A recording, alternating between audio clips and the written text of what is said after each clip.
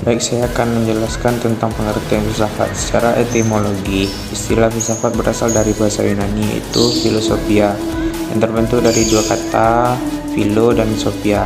Philo berarti cinta atau keinginan, dan karena berusaha untuk mencapai yang diinginkan itu.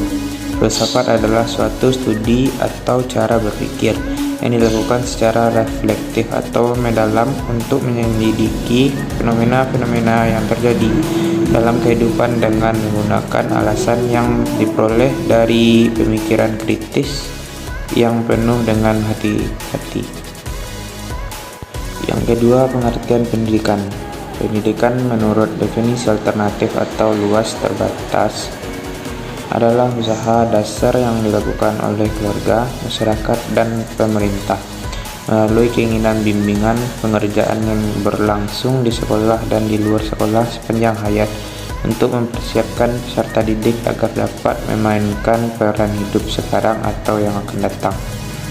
Yang ketiga, hubungan filsafat dan pendidikan. Filsafat dan pendidikan adalah dua hal yang tidak terpisahkan, baik dilihat dari proses, jalan, serta tujuan.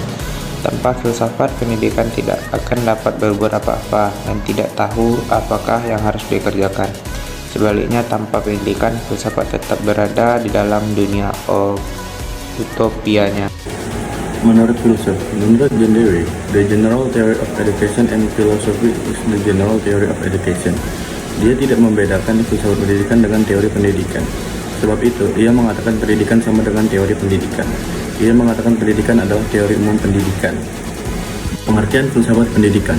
Filsafat pendidikan adalah suatu aktivitas yang teratur, yang menjadikan filsafat itu sebagai jalan mengatur, menyelaraskan, dan memandukan proses pendidikan. Sekian, terima kasih. Tokoh-tokoh filsafat olahraga. Pertama, Plato 428 sampai 348 sebelum Masehi. Plato berpendapat bahwa konsep ide merupakan pandangan terdapat suatu dunia di balik alam kenyataan.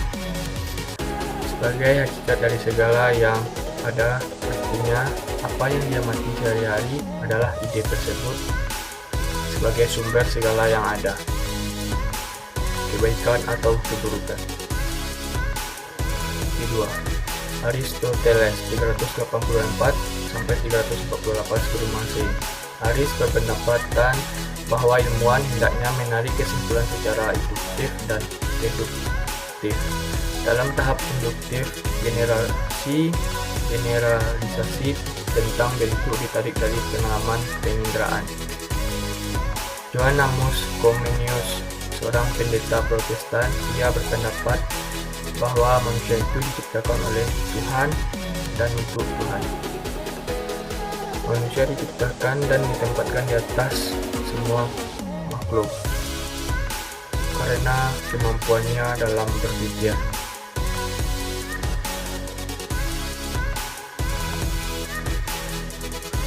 Aliran-aliran filsafat pendidikan. Pertama, filsafat pendidikan idealisme. Yang kedua, filsafat pendidikan realisme. Yang ketiga, filsafat pendidikan materialisme.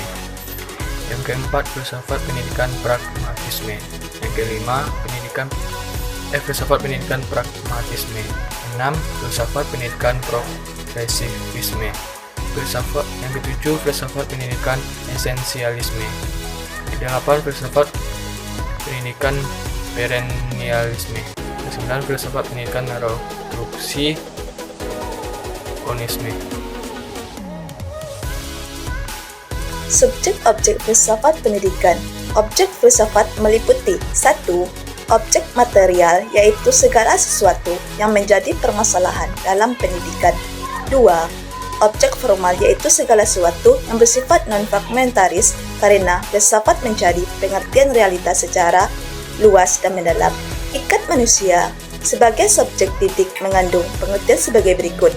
1. Sebagai subjek didik, manusia bertanggung jawab atas pendidikan sendiri. 2. Sebagai subjek didik, manusia mempunyai potensi baik fisik maupun psikis yang berbeda-beda. Dasar filsafat pendidikan. 1. Metafisika F. Bagian filsafat yang mempelajari masalah hakikat. Memahami filsafat ini diperlukan secara implisit untuk mengetahui ke arah tujuan pendidikan. 2. Epistemologi F diperlukan dalam pendidikan antara lain dalam hubungan dengan penyusunan dasar kurikulum. 3. Aksiologi. F. Dasar ini membahas nilai baik atau nilai buruknya. Peranan dan fungsi filsafat pendidikan. Peranan filsafat pendidikan memberikan inspirasi, yakni menyatakan tujuan pendidikan negara bagi masyarakat, memberikan arah yang jelas dan tepat dengan mengajukan pertanyaan tentang kebijakan pendidikan dan praktik di lapangan dengan menggunakan rambu-rambu teori pendidik. Fungsi filsafat pendidikan memahami persoalan pendidikan secara umum, merumuskannya dalam gambaran pokok sebagai pelengkap yang ada dalam hubungan dengan faktor lain. Kesimpulan. Nah, kami akan menyimpulkan dari materi yang kami bacakan tadi, yaitu bahwa filsafat sebagai studi secara kritis tentang masalah-masalah yang bertentangan dalam kehidupan di jalan keluar yang lebih baik, bagaimana menangani masalah tersebut. Dalam hal ini, filsafat bertujuan memberikan yang lebih baik diterima tentang konsep hidup yang meliputi suatu kehidupan yang ideal yang lebih mendasar.